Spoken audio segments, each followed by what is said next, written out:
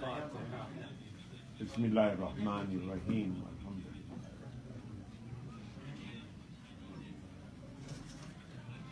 صراط الذین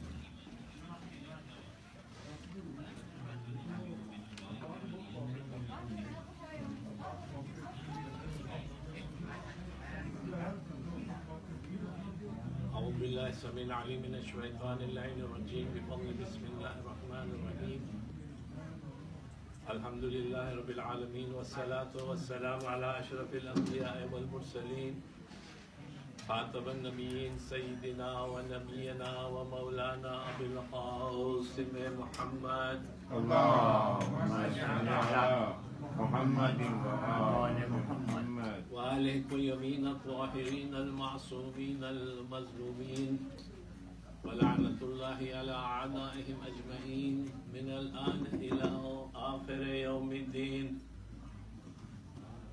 أما بعد فقد قال سبحانه تبارك وتعالى في قرآنه المجيد وفرقانه الحميد وهو قوله الحق بسم الله الرحمن الرحيم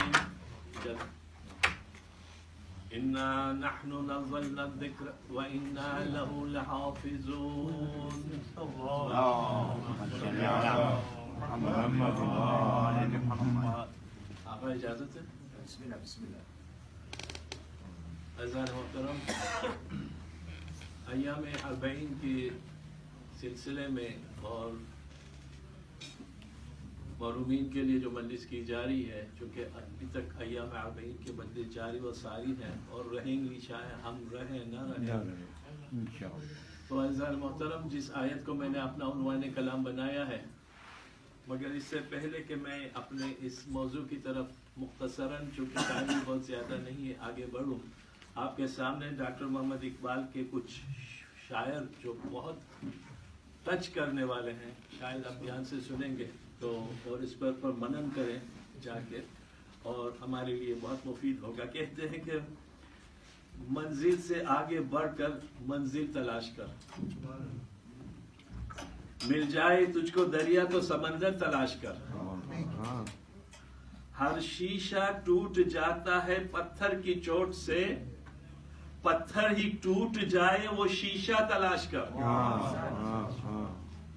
سجدوں سے تیرے کیا ہوا صدیاں گزر گئی، ہمارے لیے دنیا تیری بدل دے وہ سجدہ تلاش کر، بے شک بے شک. ایمان تیرا الٹ گیا رہزنوں کے ہاتھوں سے، رہزن یعنی ڈاکو جو لوٹتے رہتے ہیں، ایمان تیرا الٹ گیا رہزن کے ہاتھوں سے، ایمان تیرا بچا لے وہ رہبر تلاش کر، بے شک. ہر شخص جل رہا ہے عداوت کی آگ میں، اس آگ کو بجھا دے وہ پانی تلاش کر، ہر سوار اونٹ پہ اپنے غلام کو، ہر سوار اونٹ پہ اپنے غلام کو، پیدل ہی خود چلے وہ آقا تلاش کر. صلوات پر محمد وعلی محمد. اللهم صل على محمد وآل محمد. سورہ حجر 15واں سورہ آیہ نمبر 9، انا نحن نزلنا الذکر وانا له لحافظون. دو چیزوں کا تذکرہ خداوند متعال کر رہا ہے اور پوری گارنٹی کے ساتھ، عام کہ میں نے ذکر نازل کیا اور کرنے کے بعد یوں ہی نہیں چھوڑ دیا، اس کے محافظ بھی ہم ہیں. رہتی دنیا کو ہم اس کی حفاظت کریں گے، چاہے کسی کو اچھا لگے یا کسی کو برا لگے. قرآن کا یہ اناؤنسمنٹ ہے، اناؤنسمنٹ. اب یہاں پہ جب مفسرین نے اس کی تفسیر کی ہے اس آیے کریمہ کا، تو انہوں نے اس ذکر کو قرآن سے لیا ہے، مگر جب قرآنی اصطلاح میں اور اہل بیت علیہ الصلوۃ والسلام کی تفسیر کی اصطلاح میں جب اس ذکر کا تفسیر کیا گیا، لفظ ذکر کا، تو اس سے بہت بارے زیادہ معنی لیے گئے. یعنی وہ لوگ جو اللہ یاد دلا دے وہ سارے اس ذکر میں شامل ہو جاتے ہیں. یا چاہے وہ نبی اکرم ہو، چاہے وہ نبوت میں سے ہو، یا چاہے امامت میں سے ہو، یا چاہے وہ لوگ ہو جو ان کے اذکار کو زندہ کریں. نبی یا امام کے اذکار کو جو زندہ کرے وہ بھی اس ذکر میں شامل ہے. مثال کے طور پر حضرت ابراہیم اور حضرت اسماعیل کا واقعہ آپ کے سامنے، ڈیٹیل میں جانے کا ٹائم نہیں ہے. جب حضرت اسماعیل کی رگڑ ہوئی زمین پہ اور جب زمزم پیدا ہوا تو قرآن کہتا ہے وہ زمزم بھی ذکر الہی ہے. اور جو سعی لگائی ہے حاجرہ نے، سعی جو لگائی ہے وہ سعی بھی اتنی مقدس ہو گئی کہ واجب ہو گیا ہر حاجی کے لیے کہ اگر یہ سعی نہ کرے صفا اور مروہ کے بیچ میں تو گویا حج ہی نہیں کیا. تو وہ سعی بھی ذکر الہی ہے. اور چونکہ ہم 40 کی مجالس میں بیٹھے ہوئے تو یہ 40 بھی ایک ذکر الہی ہے جس کو خدا حفاظت میں رکھا ہوا ہے. کسی کی کوئی طاقت نہیں ہے کہ اس کو مٹا سکے، کوئی طاقت نہیں ہے. مٹانے والے مٹ گئے، ذکر حسین باقی تھا، باقی ہے، باقی رہے گا. صلوات پر محمد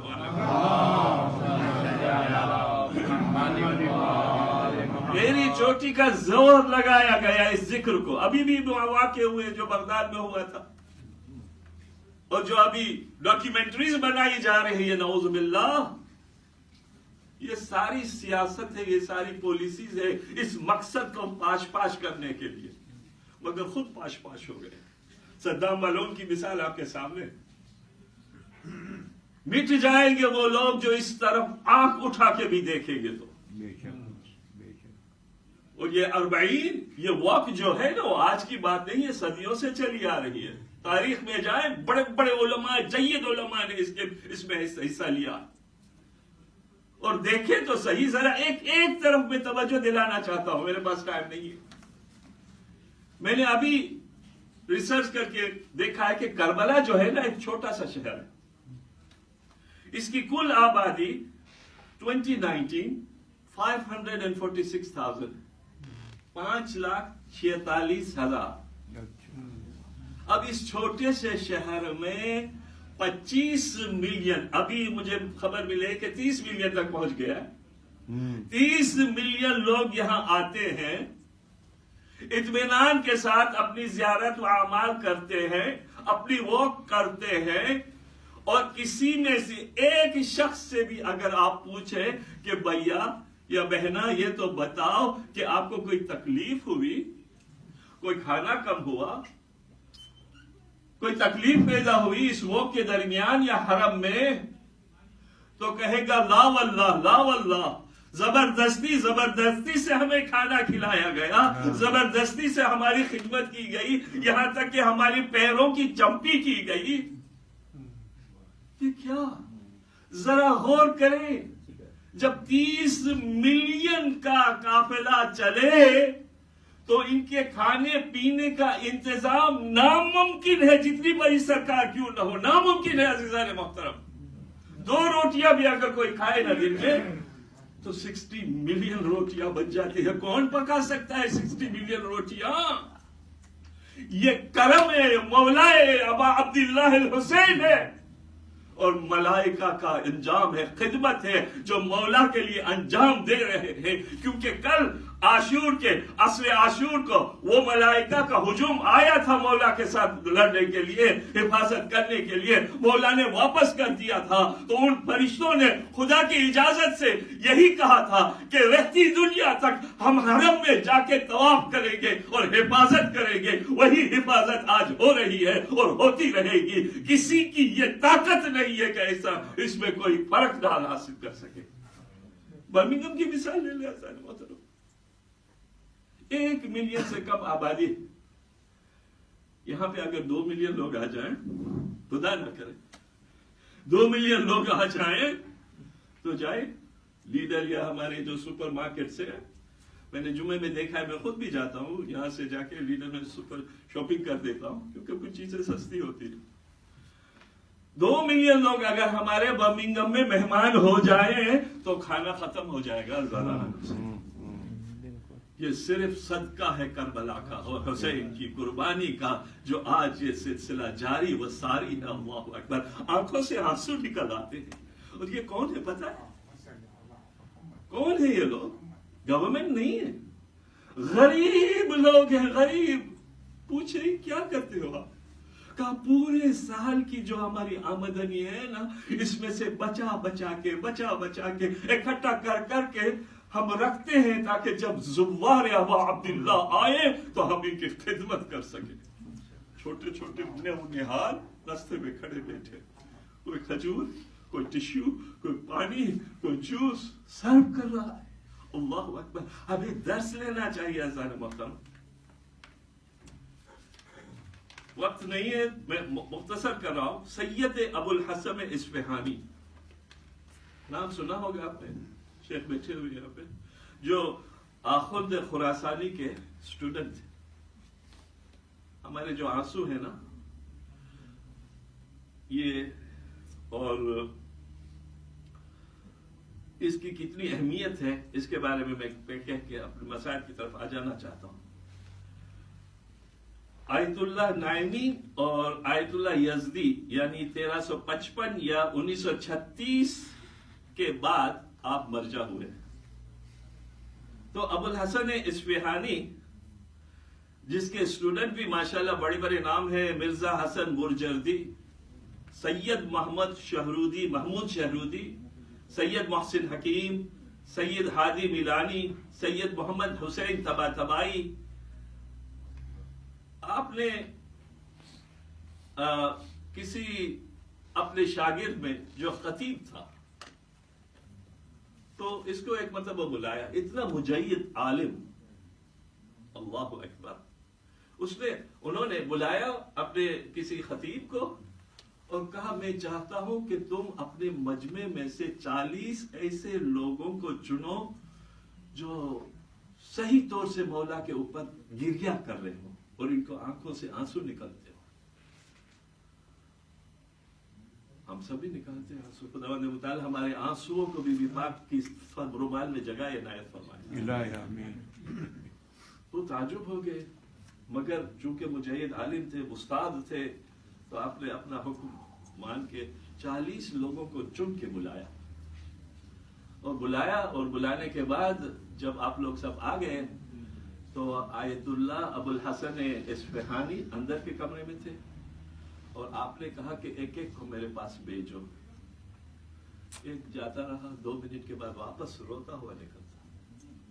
ایک کے بعد ایک، ایک کے بعد ایک، ایک کے بعد ایک، یہاں تک کہ یہ جو خطیب کہتا ہے میں حیران ہو گیا. اچھا حشاش بشاش جاتے ہیں لوگ اور روتے ہوئے نکلتے ہیں، آخر مقصد کیا ہے، اندر ہو کیا رہا ہے. تجسس ہوا تو روم میں چلے گئے. اجازت لی کہ میں بھی آ سکتا ہوں. کہاں؟ آ جاؤ. جب اندر گئے تو دیکھا کہ آغا نیچے بیٹھے ہوئے ہیں، کفن لیے ہوئے بیٹھے ہوئے ہیں، کفن، اور مولا کے 2 منٹ کے مصائب پڑھتے ہیں اور وہ لوگ آتے ہیں ایک ایک کر کے، مولا کے مصائب سنتے ہیں، آنکھوں سے آنسو نکلتا ہے اور ان آنسوؤں کو اپنے کفن میں لے لیتے ہیں. ایک ایک کر کے 40 عزادار کے آنسو جب اس کفن میں جمع ہو جاتے ہیں تو اس کفن کو بند کر دیتے ہیں. ایک مرتبہ خطیب پریشان ہو کے کہتا ہے، آغا آپ تو اتنے جید عالم میں سے ہیں، یہ سب کرنے کی آپ کو کیا ضرورت ہے؟ کہا میں نے جو کچھ بھی کیا ہے میں نے کچھ نہیں کیا ہے، مگر مجھے اتنا یقین ہے کہ ان آنسوؤں سے میری شفاعت ہو جائے گی.